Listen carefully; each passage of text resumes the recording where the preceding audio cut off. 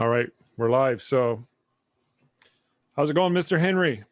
It's not bad. I'm day 6 into my isolation. You're banished from society.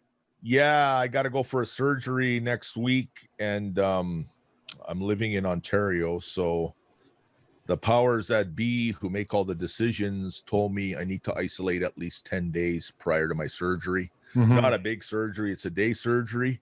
In and out. But I still have to isolate. The only time I can go anywhere is for medical appointments. Yeah, which is what that is. Yes, yeah. So I'm been. Thank God I have a yard, but unfortunately it's raining, so I really can't go outside.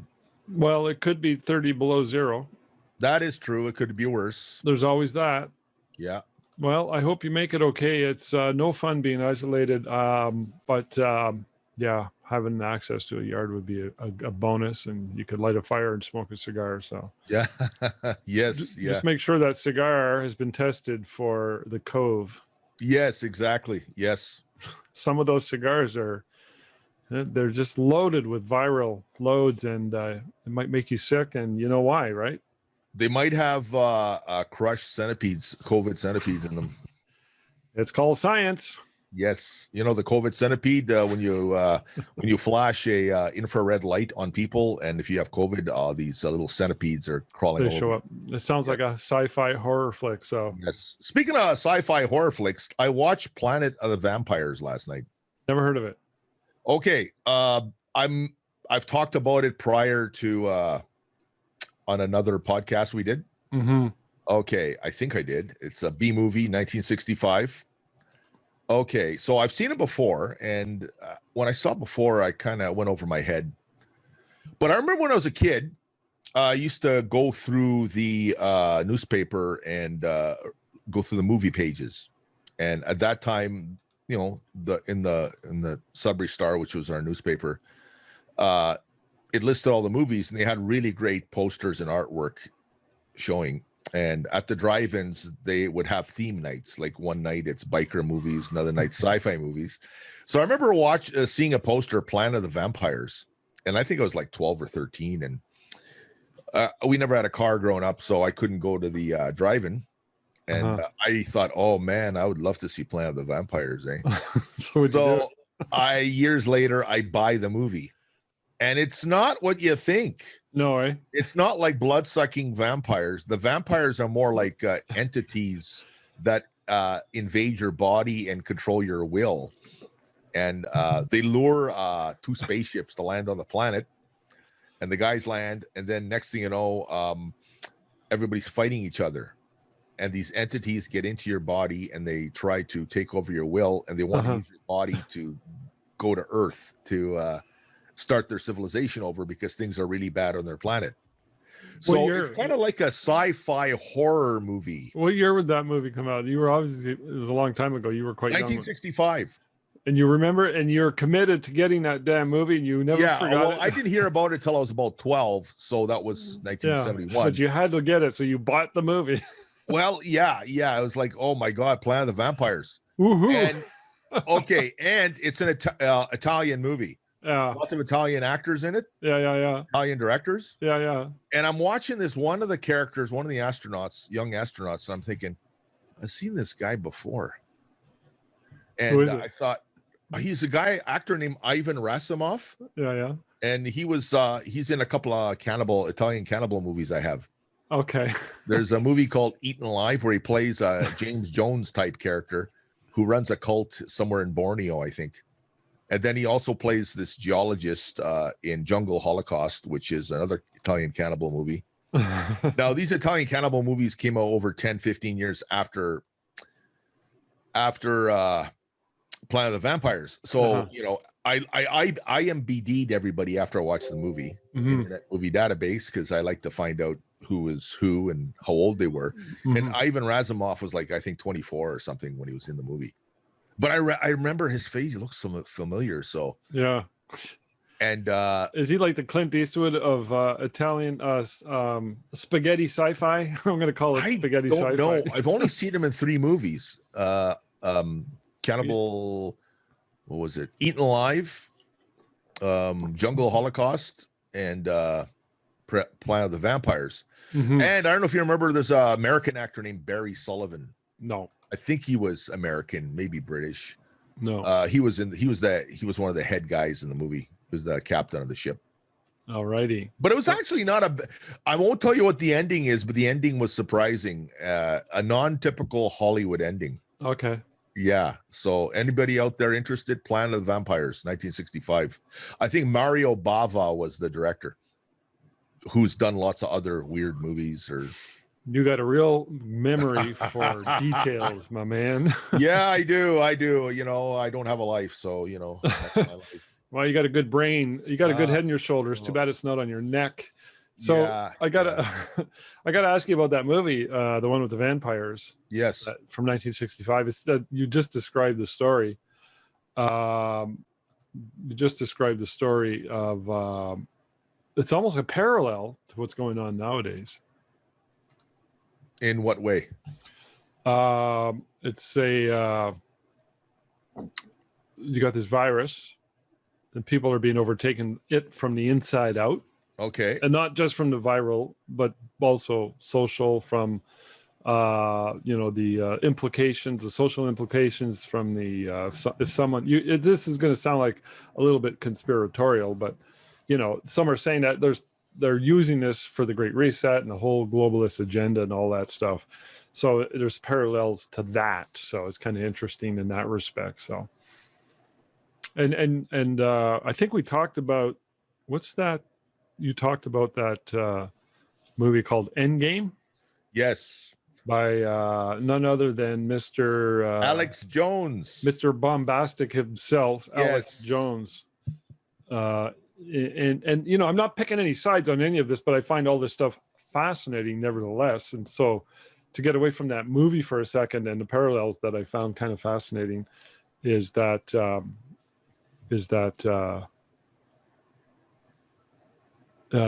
he's making predictions. Yeah, Endgame, a documentary. Actually, I think it's called Endgame: The Plan for Global Enslavement. It's freaky. I watched it in 2007 or 2008. Yeah, and freaked you out? Yeah, it upset me. It really bothered me. Oh my God, I kind of like, that's it, going to become a survivalist, What if he's right? What if he's right? If he's right, we're screwed. We are screwed. Is it that bad, really? I mean, if he's half right, or if it's like well, I think some of the stuff is actually that he predicted is happening. How would he know this? And I have my own take on how he would know this. And by the way, I haven't seen that movie, but yeah, I find it's an interesting conversation. So it's part and parcel of the globalist movement, the technocratic, which is like a political party or a movement, and transhumanism plays a role in all of that as well. But more on that later. But I'm thinking, how would he know this stuff unless he's just got you look at guys like David Icke, right? Yes. He's like, there are lizard people out there, and there's a civilization on the other side of the moon. And it's like really bizarre stuff. It's like, come on, give me a break. But I did watch a 5-minute video on YouTube last week from 2009 for David Icke. And he was talking about literally what's going on now with the virus. He's going on, they're going to come out with a virus and they're going to do this, this, this, and this. And it was like, what? He's either got a very active imagination or he's psychic and he's got this ability. So he came out with that stuff before the virus came out? This video was 2008, 2009. It was just a snippet from a longer. Okay. And I don't normally watch David Icke videos. I checked them out years ago because I was curious. And I'm like, no, this guy's he's out in left field. I mean, I'll listen to anybody. I'm not going to pick sides and plant my flag and die on any particular hill, but I'm kind of open to whatever. It could be anything, anything, whatever. I'm listening to what you got to say, man. But didn't take long for me to realize that David Icke was like way too bizarre, so I couldn't take him serious. And Alex Jones, probably much closer to reality, possibly loosely under the same umbrella as David Icke, but much more bombastic. So which I don't like. I don't like that bombastic personality. So it kind of loses the message. If you speak a little calmly, I might take it in better. But who knows?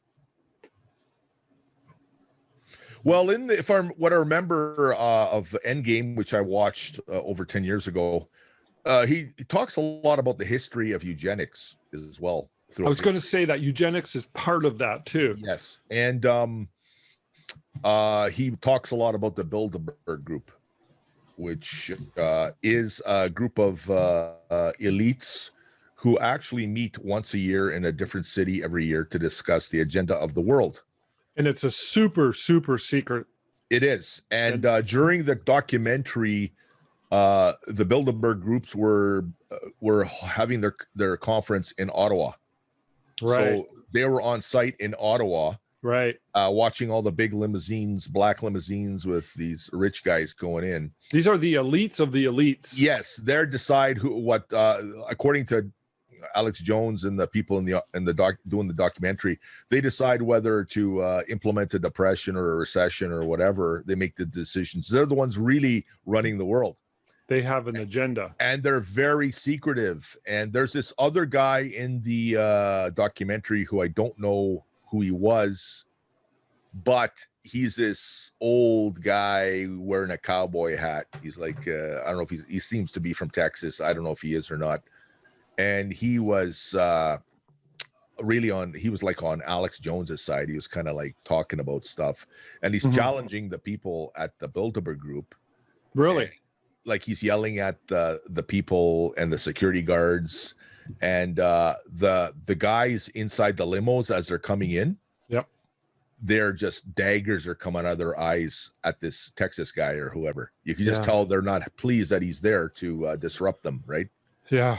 So it's a scary documentary. One of the things they mentioned in the documentary is the globalists plan to reduce the world's population of 500 million and to have an elite ruling class and a slave class, which I think is happening because the middle class is almost gone, in my opinion. That's pretty intense. They're thinking of bringing out universal basic income. Well, they're saying that's happening. No doubt that's happening. Yeah. There's more and more people that are going to be dependent on government. The government and whoever's running things is really making it hard for small business or independent people to to acquire wealth. The wealth is all going to the rich guys and girls. And it's scary. Yeah. Well, it's pretty intense stuff. Like, even when you look at YouTube and all the media, how they censor everything, anything that's going against the narrative, people are anti-COVID lockdown or whatever, their YouTube is censoring it to the point where you can't even say the word COVID on YouTube, or else you get demonetized, which we probably, although we never made any money, we probably never will, because we're a bunch of rebels. We're sticking it to the man with the truth, I'm going to protest that next Bilderberg meeting. Yes. And the Bilderberg meetings have been going on since the mid-50s. Or that long, eh? 50s. Yes, I looked it up, and there actually is a Bilderberg group, and a lot of it is royalty. I think Trudeau, not Justin, but Pierre Trudeau probably went to a few meetings. No the doubt. Clintons, of course, are there. Yeah. A lot of royalty, like kings and queens, and industrialists and past presidents, and it's scary. Like, I wonder if they have people killed if, let's say, you go to the meeting and you're not too happy, and they kind of figure you're not going to be a team player. I wonder if they arrange to have accidents for you. I think it's a possibility, I would imagine, but depends on how much power you have to go against them, and how disruptive you could be, I would imagine. So it's kind of strange stuff. This is all kind of new to me, and it's all part of that whole globalist agenda. And the Bilderberg group, I just heard about them within the last year, and I was like, oh yeah, these guys are kind of creepy. This is weird. They're super secret. Davos is under the same umbrella as the Bilderberg group, but Davos is more open. Okay. And they have Klaus Schwab, he started Davos. I think he formed the World Economic Forum back in the 70s. And there's a guy who wrote a book on the technocracy movement. He's an older guy. He was just recently interviewed. It was quite fascinating. He talks about all this stuff. He says this as the technocratic, it's like a political party, and it's all part of what you just described as well. So they're using science, and they're using a more scientific, technical approach to help, in their opinion, help society and humanity go down a certain road, largely based on science. And transhumanism plays a big part of it. And creepily enough, eugenics, you just described that. And eugenics has been something that's been attempted by the elites for generations now, apparently. So, as an idea, and maybe now as an implementation. I don't know. It's freaky. Yeah, it is. It's yeah. What can you say? It's scary. And when I talk to people about this, either people look at me like I have an extra head, or they look at me, or I'm surprised. Sometimes I'll end up talking about it and people will know what I'm talking about. Yeah. Like, yeah, right. I remember working at a call center over 10 years ago, and I was chatting with a customer, and we had to do a reboot of his modem. And there's a process. So you got to stay on the line with the customer to make sure all these symbols and that come up. And sometimes the process takes 10, 12 minutes. And I ended up chatting with this guy about the Builder Group and the elite. Oh, really? And he knew exactly what I was talking about. It was just he was ranting and raving about all this stuff. And it's like, yeah, right on, man. I agree. Like, he knew exactly what I was talking about. So, random conversations from the call center. With somebody who could have been anywhere in the world, right? Yes. Yeah. Do you remember where he was from? He was an American, because I dealt with an American company. Right. And he was ranting and raving about the government, and they're all a bunch of crooks and blah, blah, blah. Yeah. So it was interesting. Yeah. Yeah. Well, I'm going to have to check out Endgame anyways, as much as it may darken my soul. And, because I'm trying to make sense of the reaction behind the response behind the whole COVID thing. And kind of like, I want to know what it's one, to me, it's one of two things. It's the sheer narcissistic stupidity and power grabbing, or there's an agenda. So, and the agenda one kind of carries a little more weight for me, especially after last spring when this first started and we were locked down for 3 months. I had too much time on my hands, and I'm a curious soul, so I started looking into it, and I was like, and then Klaus Schwab started showing up, and I'm like, all right, this makes sense. This kind of makes sense. Klaus Schwab, and he's pushing what had already been published years prior, because he wrote the book called The Great Reset. And then all of a sudden, all the other leaders, like from the UK, from the United States, and our Canadian Prime Minister himself, they're repeating the exact same slogans. Build back better. Build back better, yeah. Yeah, and what's the other one? Corporate...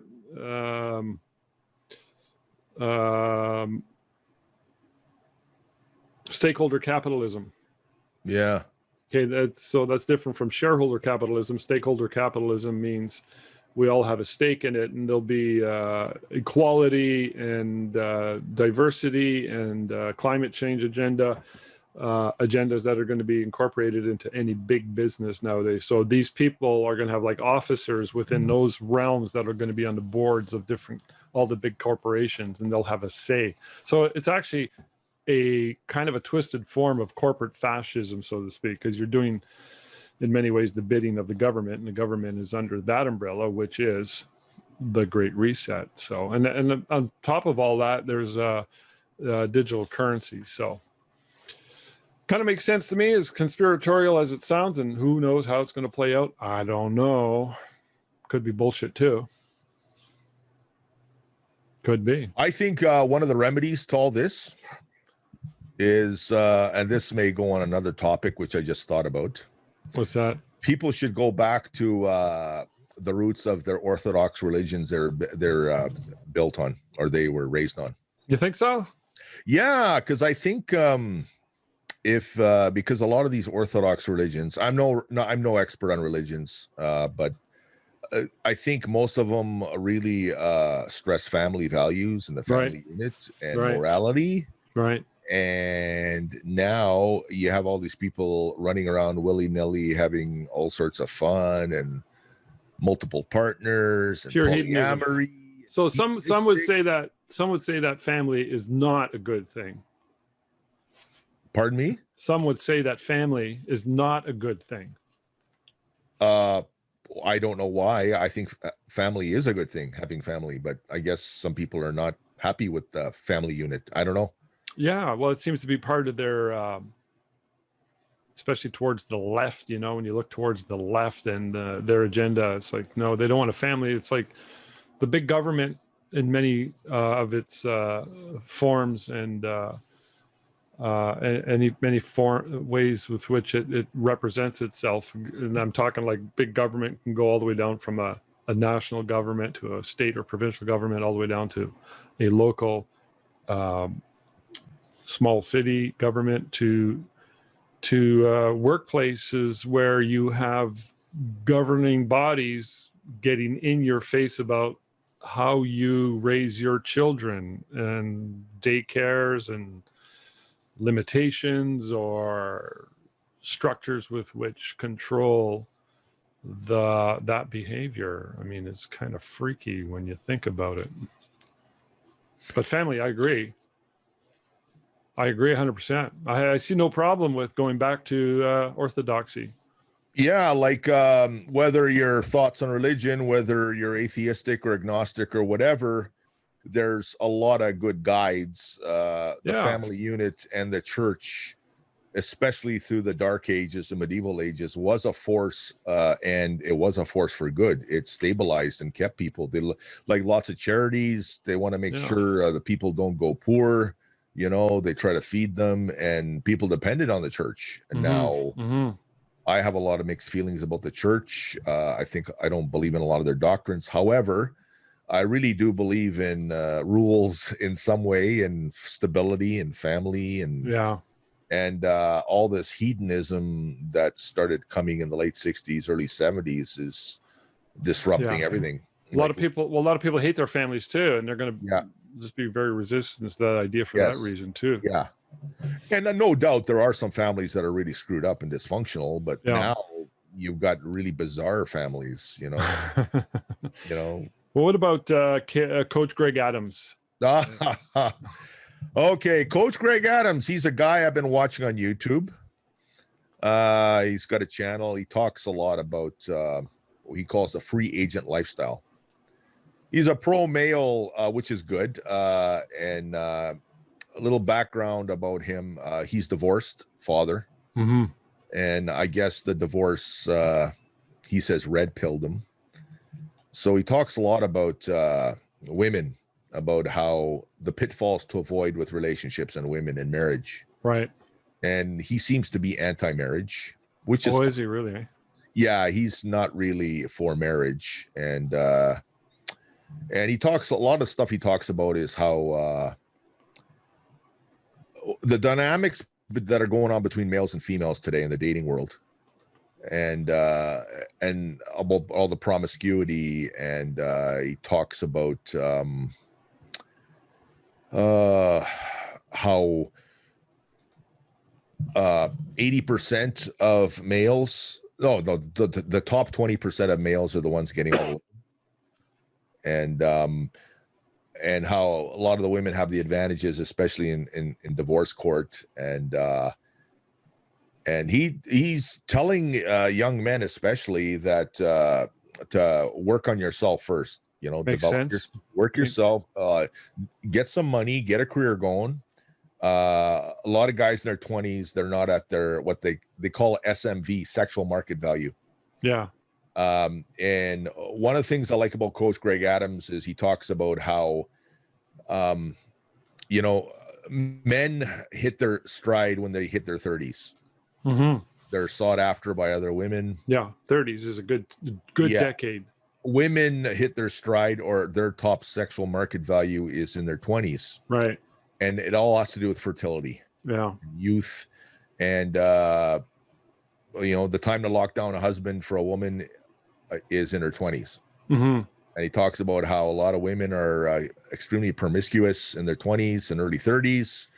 Mm-hmm. They're having sex with all the alphas and the bad boys. Mm-hmm. Not all of them, but a good portion of them. And how, it's an upward trend. It's encouraged that they go out there and, I guess, what's the word? Experience their sexuality or or push it, to their boundaries. Yeah. And what's happening, and it's not just Coach Greg Adams who talks about this, but other people I've heard talk about it. Stefan Molyneux and some others, about how women will hit an epiphany phase, late 20s, early 30s, when they realize, well, I'm kind of tired of what I'm doing. So it's time to lock down a good man and raise a family. They're hitting the wall. Yeah, which I have mixed feelings about the wall, but I'll get to that, back to that later. So what's happening is the women are hitting their 30s, and they're finding out that the guys that they're attracted to don't want them. Mm-hmm. Okay. And the guys that are good husband or father material, a lot of them don't turn them on. They're the betas, I guess, or the guys that they ignored or rejected in their 20s. Yeah. So they're kind of like settling for, well, he's good husband, father material, but he doesn't really do anything for me. But they end up marrying them. Yeah. And then years later, they divorce them because, they want to go back to the 20s lifestyle. Mm-hmm. So they hit their 40s, late 30s, early 40s, and they go out. And of course, one last kick at the cat. Is that what you're saying? Yeah, and of course, they're going to get lots of sex, because guys generally will have sex with almost anything. Yeah. And, as they say, they'll get pumped and dumped. Yeah. And then they realize, oh my God, I'm 45, and I'm in a bad state. Nobody will have me. The only guys who want me are the guys who want to pump and dump me. They don't want me. And probably guys in their 50s and 60s will marry them. Yeah. Anyways, I know I'm going kind of over the place, but they talk about the wall, not just Coach Greg Adams, but a woman's beauty starts to decline after about age 30, and there's no way of getting around it, right? Yeah. Now, personally, I think I like women of all ages. Sure, women probably look their best and healthiest in their 20s, but honestly, I'm attracted the most to women in 30s and 40s. Yeah. In their 50s. To me, it's like, just because you hit 30 doesn't mean you hit the wall. Like, when it comes to attractiveness, there's different levels. And, I've seen attractive 60-year-olds, Yeah. So what makes a woman attractive in your opinion, besides physical beauty? I mean, there's obviously more to it. Bearing, intelligence, poise, just how they act, how they dress. Yeah. They need to look after themselves. Pretty simple stuff, really. Yeah. Class. What about a woman? What a woman who's older and she's gotten bitter and she's playing victim still? Oh, that's the least attractive. Yeah, that's right. But then a woman will find a guy who's whining about his ex-wife all the time unattractive either. Yeah, it works both ways. Like, if a guy's always whining or bitter and angry, that's not attractive. Mm-hmm. No. Anyways, comes to John Waters, who is a director of Pink Flamingos, and anyways, John Waters, cult movie guy. He was talking about people being angry. Right. And he said a 20-year-old who is angry is sexy. A 40-year-old who is angry is just an asshole.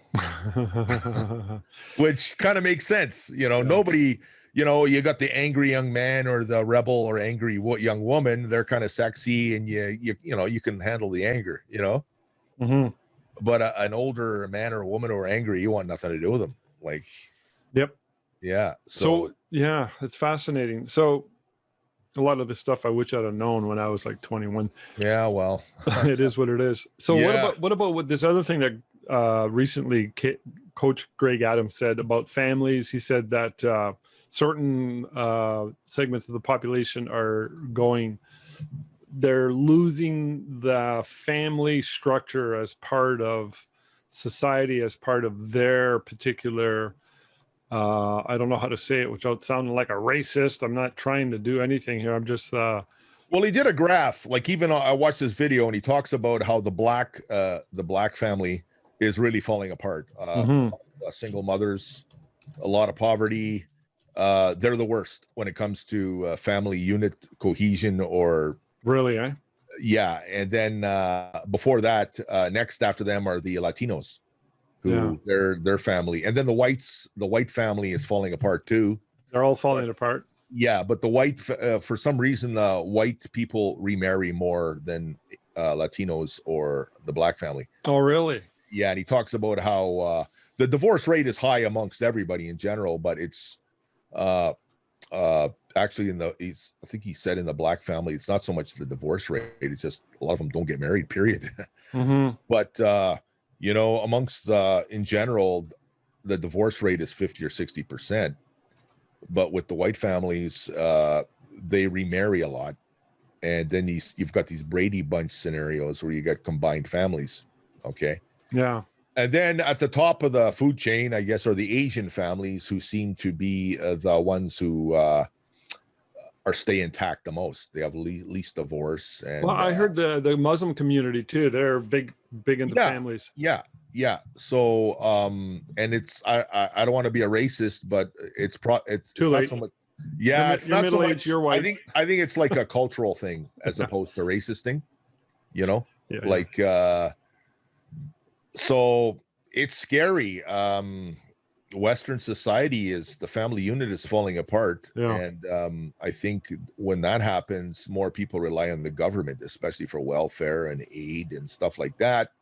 So people vote in all the liberals who are gonna, I don't want whatever push that agenda. Yeah. So what do you do about it? I don't know. Like, I don't hate people on welfare. I've been on welfare at times in my life. I hate to admit it, but I have been, and it's a necessary thing. At least it's better than dying in the streets or starvation or whatever. Yeah. But yeah. I don't know what else to say about that. Well, that's interesting. And, I don't mean to disagree. I like watching the Coach Greg Adams videos. Yep. He's very funny. He adds sound effects to a lot of his podcasts. And there's this one where he'll mention something and he'll play circus music, which denotes Clown World. Yeah. Clown now World. There's a new term that's been around for maybe a year or two called Clown World. Yeah, that's kind of like when you look at all what's happening in the world, it's we're run by clowns. Yeah. So he'll talk about a subject and then he'll play the circus music, and it's just very funny. I got to check them out. Yeah. I think in the same category as Clown World is Inverted World. We're living in an inverted world. Yeah. And that if you listen to or watch any of Jonathan Pajot, who's a Christian Orthodox woodcarver, he's got a pretty big following on YouTube, and I like him. I like anything to do with mythology, symbolism, and that sort of stuff. And he's an artist too. But I've always found anything with even if it's a religious sort of content approach, I like that. I took a few courses at the university here on religious studies, not being a religious guy, but I just found it really fascinating. So that's why I follow guys like him. And it's in the same category as Joseph Campbell, and in many ways, Jordan Peterson. When you look at the history of humanity and the way with which literature, art, stories, writings, symbolism of so many shapes and forms is all part and parcel of our entire story of humanity, and it's manifested through religion as well. And we don't know how far back those roots go. It's impossible to say, but it's fascinating nevertheless. So how did I get into that? What were you just saying? I lost track. We're talking about Clown World. Clown World, that's it. Yes. So a clown is a symbol. Now, I don't know the details. This is more of Clown World. I just saw a couple of YouTube video. What do you call them when you go on YouTube and on the side you have little titles, right? Clickbait or whatever. Yeah. Idris Elba, who? A black actor. He's been on quite a few movies and TV shows. How do you spell his name? I'm writing it down. Idris is his first name, and second name is Elba, Elba. And cool. He is being criticized for not being black enough in some TV shows. Well, that sounds like an upside down clown world to me. Yes, yeah. Kind of comment. And I never thought of him like he's a black guy, and very good actor. I loved him in The Wire. Okay, so I haven't and seen that. A Wire, great cop show. Maybe Also, maybe he ain't black enough. I don't know, but he was also in it's a British cop show called Luther, which is just amazing. Is it? Yeah. Yeah. Oh man, he plays a cop who deals with these serial killers and these really interesting crimes, and his character is really cool. And I'm thinking, what do you mean he's not black enough? Like strange times. It's just weird. I don't know the details, but I just saw all these clickbait titles. Idris Elba is being canceled for not being black enough. It's like, what? Strange times. It's all about identity politics, which is part and parcel of this whole cancel culture, whole political correctness movement. It's insanity, in my opinion.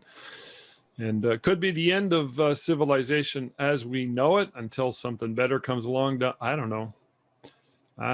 So have you heard of the Georgia Guidestones? You mentioned it about an hour ago, roughly. Change topics here. So Georgia Guidestones, I just heard about it this week on some topic somewhere, and I Googled it, and I'm like, what? So if you go online and search it, there's a Wikipedia entry, and I'll just quickly touch on it. So it's a granite monument that was erected in 1980 by a group of people who are anonymous. So who they were, I don't know. And there is inscribed on each one of the monuments in many different languages. Like there's, I'll tell you the languages they have. Whatever. There's like China, traditional China. There's English, probably Spanish, Russian, and anyways, the main languages that are used in the world. And I think, from what I understand, this was installed possibly by a group of globalists. I don't know, but it was installed. Maybe it was the Bilderberg group that installed it, but nobody knows who they are because it was 100% anonymous. It was very expensive to install it, and they're massive granites that are designed to last a long time. So the theory is they were put there for that purpose, to last a long time, and to help people down in the future to implement these guide stones. So, and they're really bizarre. Really bizarre. So the inscriptions on them, I'll give you a couple, okay? There's 10 inscriptions. So sort of like the 10 commandments, so to speak, Number 1, maintain humanity under 500 million in perpetual balance with nature.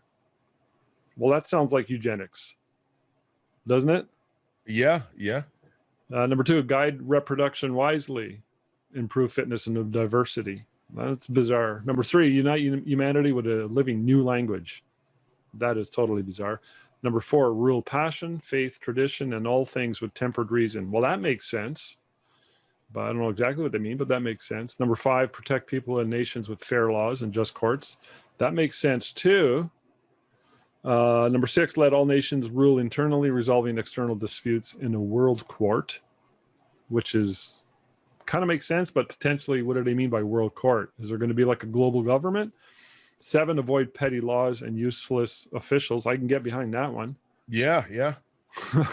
Because, man, petty laws. So number 8, balance personal rights with social duties. That sounds like social justice. That could be, the DIE acronym: diversity, inclusivity, and equality. Number 9, prize truth, beauty, love, seeking harmony with the infinite. That sounds almost spiritual, and that sounds almost poetic and beautiful. And number 10, be not a cancer on the earth, leave room for nature, leave room for nature. So that one's repeated twice. So I don't know. That's kind of bizarre, don't you think? Yeah, the 500 million part is disconcerting because we're at, 7.8 billion people on the planet? Yep. So how do we reduce the 500 million? So I know people that always tell me, the biggest planet in the world right now has got too many people. I'm like, yeah, but what are you going to do about it? You're going to make a decision and sort of implement some sort of a system where we got to send a bunch of them over the cliff. how do you resolve that? Actually, I think it's eventually going to resolve itself. I was reading this last year. I forget, it was on the internet, of course, but some scientists or some knowledgeable people were talking about that we're going to level out at about maybe not anywhere between 9 and 11 billion people by the end of this century, naturally. I heard before then. Yeah, we're going to eventually level out, and I think it's going to go down. Yeah, the top point is going to be around between 9 and I think 11 billion. So we're almost at 8 billion. Okay. Yeah. And I think if we're really smart about our resources, we can use technology. We can probably sustain another 2 or 3 billion. Now, the problem is that a lot of the third world countries are getting into technology. Yeah. And are advancing, and they're going to want what we have. They're going to want cars. They want to have cars. They're going to want cell phones. Absolutely. Everything. And that's going to put a strain on resources. And well, it might. It depends, though. I mean, yeah. If technology comes around and if we're smart about it. Yeah. And I'm afraid it's about the whole pollution thing. I'm not so worried about climate change. I'm worried about the oceans. I'm worried about the big continent of plastic that's floating in the Pacific Ocean. That freaks me out more than climate change. Okay, clean the oceans up. And like, if big icebergs break off Antarctica and start melting, well, maybe what they should do is get an industry where ships seize the iceberg and then use the ice from them, put them in big tankers, and then use it as fresh water to countries that need water. And we can mix our drinks with it. Antarctic ice. Yeah, it's like, okay, you got fresh water in the iceberg. Well, ship it to Africa or wherever where there's a drought, and whatever. Anyways, where am I now? I forgot what I was going to say. The icebergs in the Antarctica. Icebergs in the Antarctica and pollution. That scares me more than climate change. And what's happening, like in these countries that are just getting new their economies are getting better, like China and India. Economies are just compared to 20, 30 years ago. However, they don't care about the environment. They will, they're polluting, they're burning coal, all this and that. Western society, I think, has learned its lesson. We're kind of doing all the emissions things, and we're doing our best to, But these other countries, they don't care. So let me counter your opinion or statement on China. Okay. China has got a horrendous track record for both human rights and pollution. Yes. However, I think it's potential that they're coming around, at least on the pollution side of things. I hope so.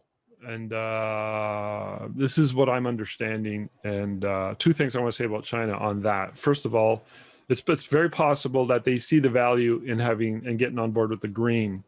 And they're pretty smart. They're pumping out more engineers than anybody in the world. So they may come up with some sort of a solution. Like Elon Musk has got a $100 million prize for the first person or group of people who are going to come up with a system for recycling CO2. I mean, I hear that, and that's optimistic to me. I love that idea. And I think that it needs to be done at that level where all the great inventions were all, for the most part, created by dropouts and misfits, all of them. There's a really good book called The Discoverers, and he talks about that, and they talk about how all, like, the people who were, like, the Hubble guy, the Hubble Space Telescope. He was an amateur astrologist. The guys, so in geology and in geography, et cetera, all these different fields, they were, for the most part, largely just amateurs who were very, very passionate, and they just made all these discoveries. So at that level versus you get all the experts and you get a committee somewhere at the government level and pushing a bunch of money, those guys are pretty much redundant and useless. But if we're motivated, like the Chinese might potentially be, because they see there's value, economically speaking, in the Green New Deal, quote unquote, however that manifests, they might come up with some cool solutions. And maybe, I hope. That's what I'm saying. It's not all gloom and doom. So the other side about China, though, and it's pretty much predicted by the guys, the likes of Gerald Celentes, who runs the Trends Journal. If you go on YouTube, follow him. He's a big trends guy. I love trends, so I follow this guy. He gets a little hot under the collar. He's Italian from the Bronx in New York, and he's pretty much, he gets very excited on the videos. But I like him mostly because he has a newsletter, and it's all on trends. And since I was a kid, a teenager, I've always loved trends. What's going on? Why are things going the way they're going? And what explains it? I just love that stuff. Like the book, The Third Wave. I don't know if you remember that book from the 70s. Alvin Toffler? Yeah. And I read that book. Never read it, but I heard the title. Yeah. Love that book. I was 20 years old when I read it. I was like, oh, this is so freaking amazing. And he also wrote Future Shock before he wrote that. And then Faith Popcorn was a big trends lady in the 90s. She's probably still around. And so anyways, Gerald Celentes is big into that with his team. And he pumps out a newsletter every month, or every week rather, which I subscribe to. It's like 130 pages. Every Wednesday I get it and I read it. And sometimes it really darkens my soul. But he's saying that this is China's century. Okay, yeah. And I hope the first part I said about China, I hope I'm right. And if they are indeed going to get onto the green thing and we come up with some cool solutions, who knows? Actually, you mentioned China century. You called me earlier before this podcast. When I was watching Coach Greg Adams, he was talking about how the U.S. is like, that's it, we're done for. And then he was saying, please, China, help us. China, please come over here and save us. I don't know if he was joking or if he was being serious, but yeah. So it depends on what they're up to. I mean, if they are nefarious and evil like Hitler was, they're going to have a fight. Yeah. But if they're mostly like, we really want to do good, we want to be the big man in the room, and we want to be the boss. We want to have all the power, but we're mostly going to do good. I mean, I don't know. It's like, who knows? Interesting. Yeah. So what do you think about aliens? I had a visitor the other day. Do you believe in them? There's a lot of talk about aliens and UFOs. I saw another news report yesterday on that. I think there are aliens. I don't think there's many of them as, you would think, but I do believe there's got to be some intelligent life. Okay, give you an example.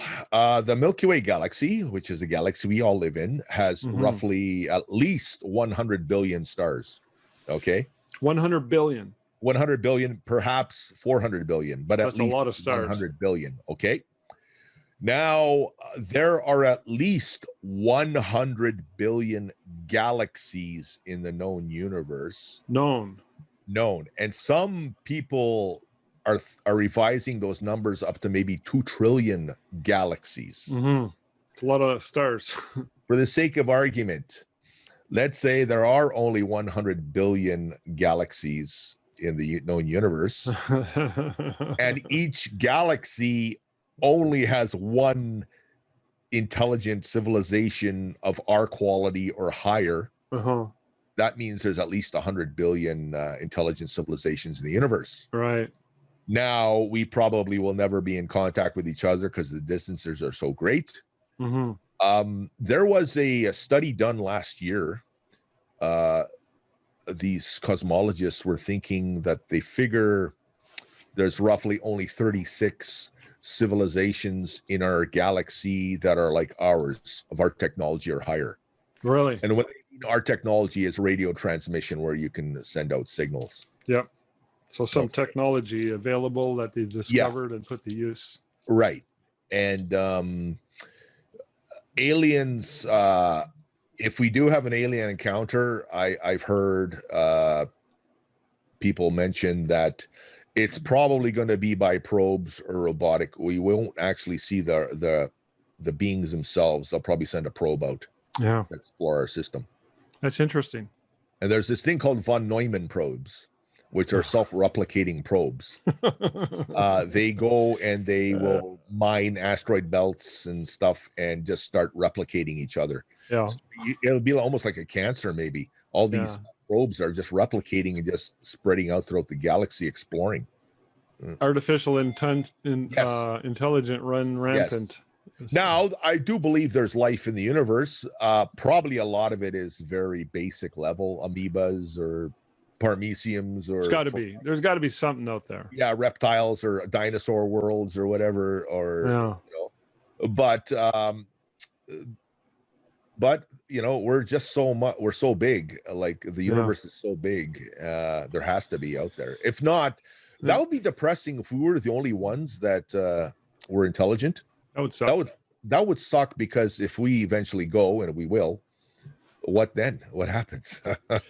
Well, according to that dude, I can't remember his name, but he was on Joe Rogan, and he was claiming that there's alien life and we have the technology.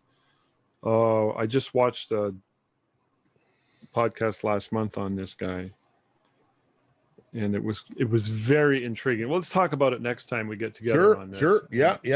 Put a tag on that, and I'll get that information out, and maybe we could talk about aliens. So yes, and aliens, I was actually thinking about this yesterday, about like what form would they take? Would they be biopeds or whatever, people, two-legged creatures with arms and a head, and centipedes? I don't know. It's weird. And maybe they're a COVID virus. Like, even let's say what if there's intelligent alien species beings, but due to their planet's gravity, or they're very smart, but they're unable to get off the planet for some reason. Could be that. Like dolphins are intelligent. Yeah. But like, what if dolphins became really super intelligent, where like us? However, because of the way they're built, they can't like make factories to make rocket ships and stuff. And, you need fingers. Yeah. So in order for them to like get off the planet, they're gonna have to be, I think, like us. I once read a sci-fi book where intelligent beings were plasma clouds. There's these 1,000,000-mile long plasma clouds in space that were able to communicate telepathically with each other. Kind of makes sense. And then they ended up talking to Earthlings. Well, let's talk about that. Aliens, and I want to talk about Atlantis too. And that structure down in South America. We'll talk about that next time we get together. Sure. So before we close her off, I got two questions I'm going to ask you. All right. And I'm going to answer the first question, because it's like, what's yours and what's mine? So what's your movie of the week? And I'll tell you my movie of the week. But what's that painting behind you?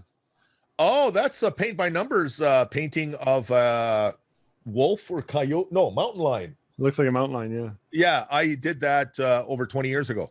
Nice. It just it's a paint by numbers painting I did.